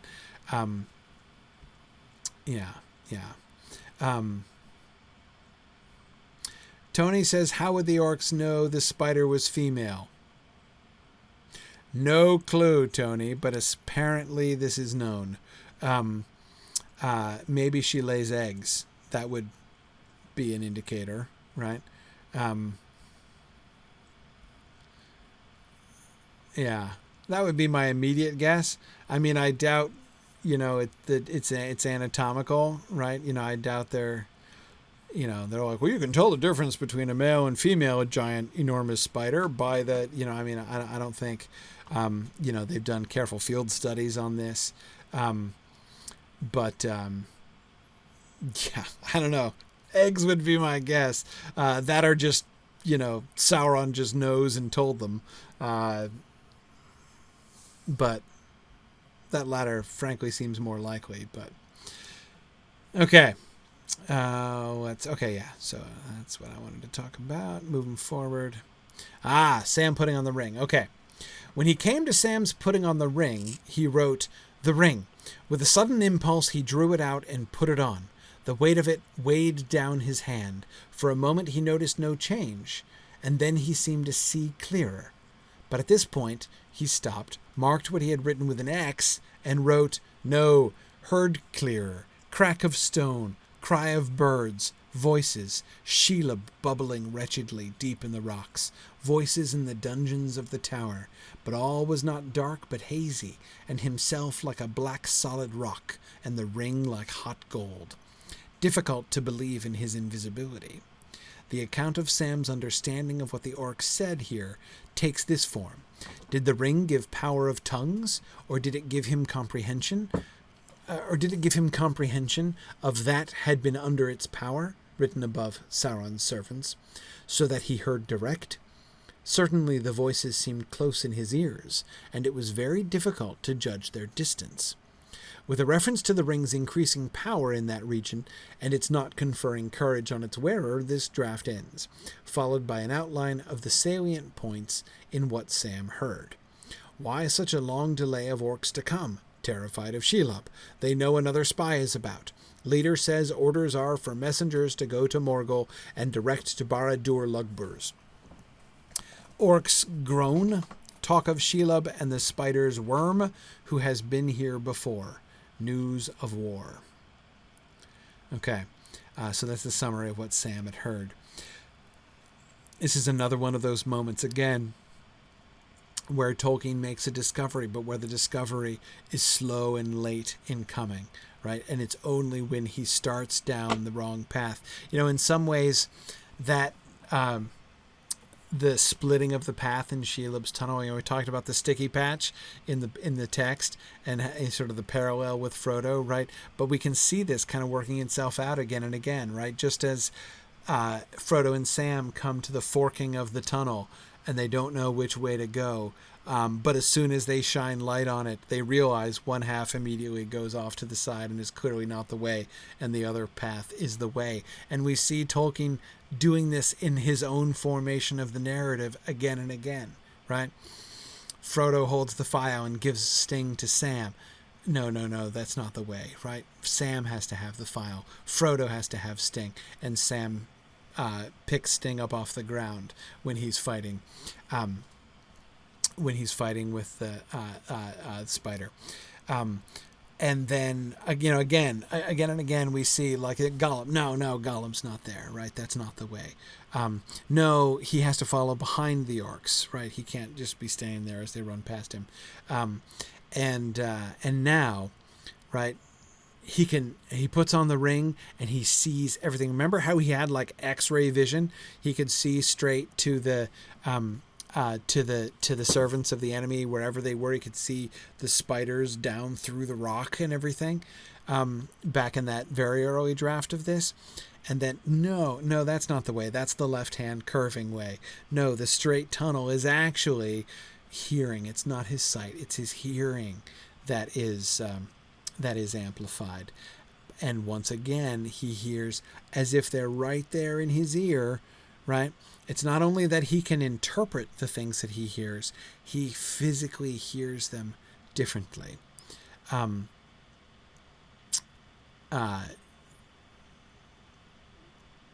He hears direct, right? The words of the servants of Sauron come straight to his ears, and he understands them. Okay. In the darkness of the tunnel, he seemed now more at home, but he could not overcome his weariness. He could see the light of torches a little way ahead, but he could not gain them. Goblins go fast in tunnels, especially those which they have themselves made, and all the many passages in this region of the mountains were their work, even the main tunnel and the great deep pit where Shelob housed. In the dark years they had been made, until Shelob came and made her lair there, and to escape her they had bored new passages, too narrow for her as she slowly grew. Changed to too narrow for her growth, that crossed and recrossed the straight way. Right? This is the moment where it's really clear it's not just the name, right? He's shifted to using the name Shelob after the orcs first used it, right? Now it is really clear that the whole concept of the spider has altered, right? This is not a shrinking spider. This is a growing spider, right? This is not the great Ungoliant who is now diminished to this. This is Shelob, who, like Smaug, when she was still a young and tender little spider, came to this place, and since has grown and expanded and become old and strong thief in the shadows, right? Same concept as with Smaug. And yeah, Tony, goblins go fast in tunnels. That might be a direct quote from The Hobbit, actually. Goblins go fast in tunnels, especially those which they themselves have made. If not a direct quotation, it's a very close paraphrase of the end of chapter 4 of The Hobbit, absolutely. But again, notice that it's not just the growing instead of the shrinking of the spider, but also the fact that she has just taken up, she becomes not the aboriginal. So conceivably, right, Mordor, the mountains above Mordor, become the place that Ungoliant fled to, right? She's been here for ages, before the Númenóreans, before Sauron, before everything, right? Shelob is much later. These tunnels existed first. Her own lair was not, formed by herself, not carved out by herself. She just took up residence in this tunnel which had already been carved. And now they keep boring tunnels, smaller, thinner tunnels, too skinny for the now big spider. So Shelob is no longer is not now the primeval dweller. This is not, again, the place that Ungoliant fled to after fleeing from the Balrogs. Now, this is a place where Shelob has wandered, like Smaug, again, wanders out of his habitat, right? She, of course, presumably spent some time in Mirkwood, mothering all of those spiders, right? Bearing all of those spiders. And then she wandered down to here, eventually. Okay. I'm getting there. I know it's getting late, but I started late, so just finish up my last few slides here. Wait, this is the one I just did. Okay. Here's the orcs talking. Yes, and I know them, for I was told them by Lugbur, see? Yagul, this is the orders of the other orcs' orders. Yagul from Dushgoi will patrol until he meets your guard, for as far as Ungol top. He will report to you before returning to report to Dushgoi. Your report was nothing very useful. You can take it back to Dushgoi as soon as you like. I will, but I don't like to just yet. I found the spy, and I must know more before I go. The lords of Dushgoi have some secret of quick messages, and they will get the news to Lugburs quicker than anyone you can send direct. I know all that, and I'm not stopping you taking news to them. I know all the messages. They trust me in Lugburs. He knows a good orc when he sees one. This is what happened. Message from Dushgoi to Lugburs. Watchers uneasy. Fear elvish agent passed up the stair. Guard pass. Message from Lugburs to Ungol. Dushgoi uneasy. Redouble vigilance. Make contact. Send report by Dushgoi and direct. And there you are. Okay, so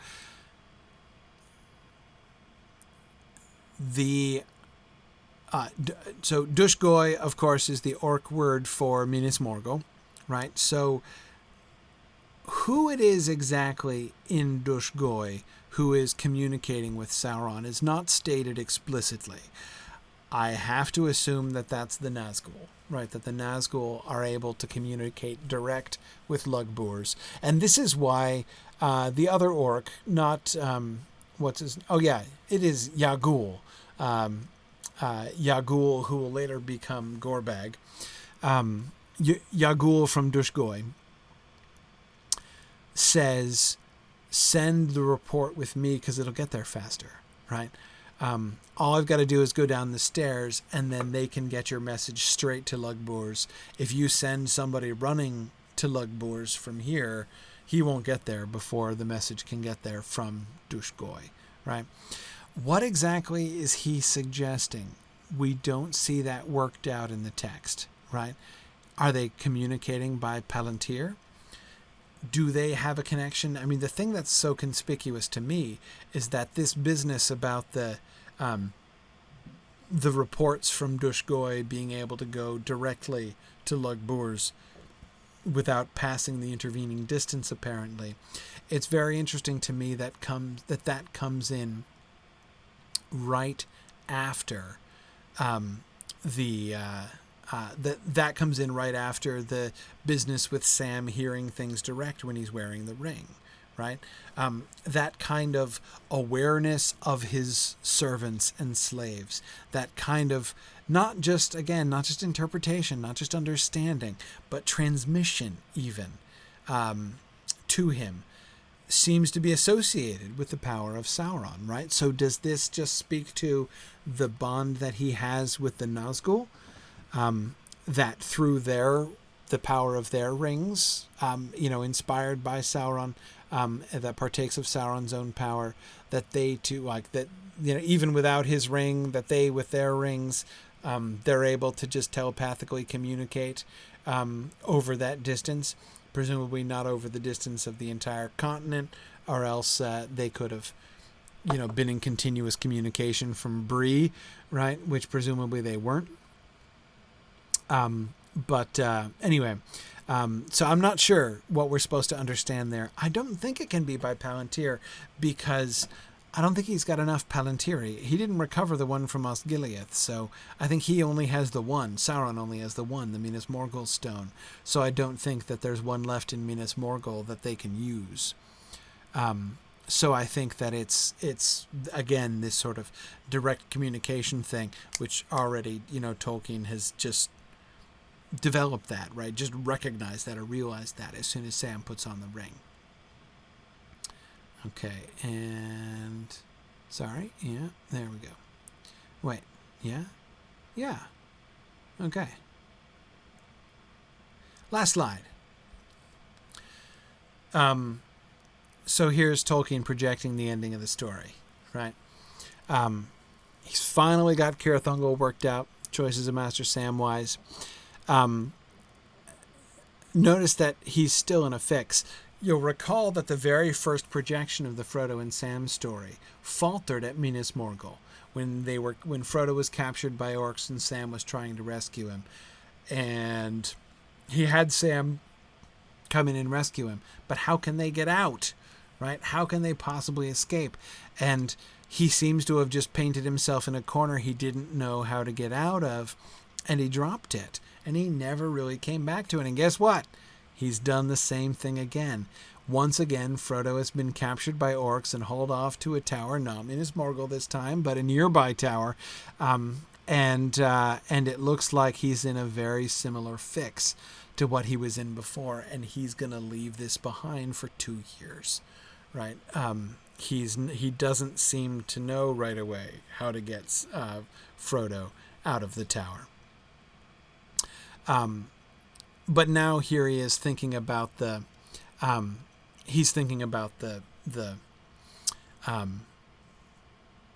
of the book. With the destruction of the ring, the exact manner of which is not certain, all these last bits were written ages ago, but no longer fit in detail, nor in elevation, for the whole thing has become larger and loftier. Barad-dûr crashes, and the forces of Gandalf sweep into Mordor. Frodo and Sam, fighting with the last Nazgul on an island of rock surrounded by the fire of the erupting Mount Doom, are rescued by Gandalf's eagle, and then the clearing up of loose threads, down even to Bill Ferny's pony, must take place. 2 quick things there. First of all, imagine what you would have said if in Peter Jackson's Lord of the Rings films, after the ring was thrown into the fire and the mountain has erupted and Frodo and Sam are on an island of rock in the middle of the lava flow, if one of the Nazgul had swept down, jumped down onto the rock and fought with them until they were rescued by the eagles, right? Think how you would have howled in outrage had Peter Jackson done that, right? But that was Tolkien's first impulse, right? Kind of crazy, right? It's funny, Jennifer had just finished typing that sounded very Peter Jackson-esque there, fighting the last Nazgul in the middle of the lava. Yeah, I was thinking the same thing, right? But hey, kudos to Peter Jackson for not thinking of that. Anyhow, okay. But the second thing here, notice how Tolkien is very concerned about the loose ends. And I love the fact, Lynn Schlesinger was saying this earlier on today, that it's just delightful, isn't it? How, it's like the first thing on his mind, right? Bill the Pony. We've got to come back to Bill the Pony. It's very high on his list of threads that needs to be tied up here, and I think that's really cool. A lot of this work will be done in a final chapter where Sam is found reading out of an enormous book to his children and answering all their questions about what happened to everybody. That will link up with his discourse on the nature of stories in the Stairs of Cirith Ungol. But the final scene will be the passage of Bilbo and Elrond and Galadriel through the Wood of the Shire on their way to the Grey Havens. Frodo will join them and pass over the sea, linking with the vision he had of a far green country in the House of Tom Bombadil. So ends the Middle Age, and the dominion of men begins, and Aragorn, far away on the throne of Gondor, labors to bring some order and to preserve some memory of old among the welter of men that Sauron has poured into the west. But Elrond is gone, and all the high elves. What happens to the Ents I don't yet know. It will probably work out very differently from this plan when it really gets written, as the thing seems to write itself once I get going, as if the truth comes out then, only imperfectly glimpsed in the preliminary sketch. Right? The way that I've been describing it, the way that we've been talking about how it just seems to come right at these moments, that's how it feels to Tolkien too, right? That's how he describes it. The thing seems to write itself once I get going, and as if the truth comes out then. I love that. Jennifer, he is very, very self-aware.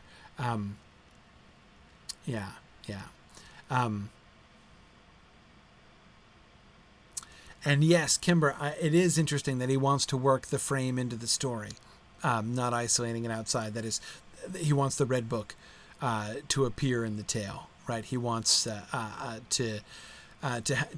bring, so exactly, Kimber, as he is saying here, he's coming back to the stairs of Cirith Ungol, right? We can see how as soon as he writes that, he thinks this is one of the coolest conversations in the Lord of the Rings too, right? And is wanting to make that explicit. This idea of the final chapter, instead of having the many partings and everything else happening, he's going to cut after the conclusion, right? Maybe after the crowning of Aragorn in Gondor. Because remember, Arwen still doesn't exist. There's no Arwen yet, right? There's not been a glimmer of an Arwen anywhere yet. But anyway, we're gonna return the king, right? Where everything's gonna be good. Notice it's Gandalf's army. It's not Aragorn's army, right? But we're gonna return the king. Everything's gonna be good, and then we're going to cut to the Shire and have Sam reading out of the book and answering the kids' questions about what happened to everybody. That's how we're going to tie everything up. And isn't it just adorable that once again, he thinks that the entirety of book 6 is going to be one chapter, right? Okay, so yeah, we'll get 5 books, right? 5 books. So the 5th book, we'll bring it through. We'll get the siege in Gondor. We'll get the battle. We'll get the casting of the ring into Mount Doom. Then one more chapter to round everything up, right? That's all it's going to need. Really, really cute. And yeah, no scouring, Jennifer. Now that, of course, is going to come out once we get to the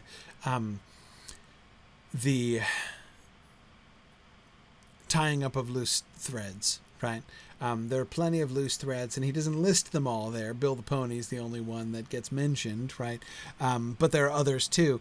And one of the things is, what's been happening back in the Shire? What about Sam's vision in the mirror? What about that reference that was made at the end of the Council of Elrond about how Elrond there was a reason he wanted to send Merry and Pippin back, right? He had a foreboding that something was going to happen in the Shire.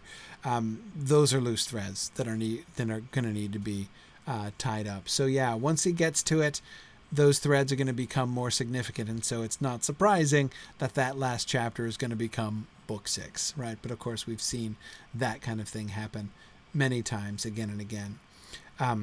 And yeah, Tony, that is so typically Tolkien. Tony says, it's interesting that he links Frodo's dream of his departure to Middle-earth after the fact. He says, I wonder what he thought the meaning of that dream was originally. Who knows? But we see that so many times in Tolkien, where it looks like you would think something was put in after surely, right? First, he imagines Frodo leaving and going to this far green country, and then he's like, ooh, I'll foreshadow that by going back and putting in a dream that he has to it, right? Except that's not how it happens. It's rarely how it happens in Tolkien. He starts with a dream, which he doesn't understand the meaning of, or rather which he changes the meaning of, and then he's like, he discovers, oh, this is what it really meant, right?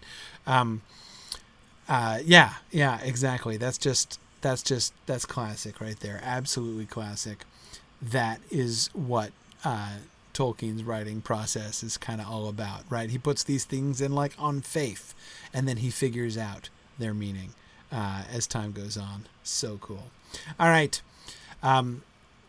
We got through the Cirith Ungol chapter. We're ready to start the next section of the War of the Ring, which theoretically we were supposed to do this time, but we'll do that next time. Do continue the reading. I'm going to try to do today's reading and then continue forward into. I'd kind of stopped the reading in the middle of a chapter anyway, so we'll do that whole bit.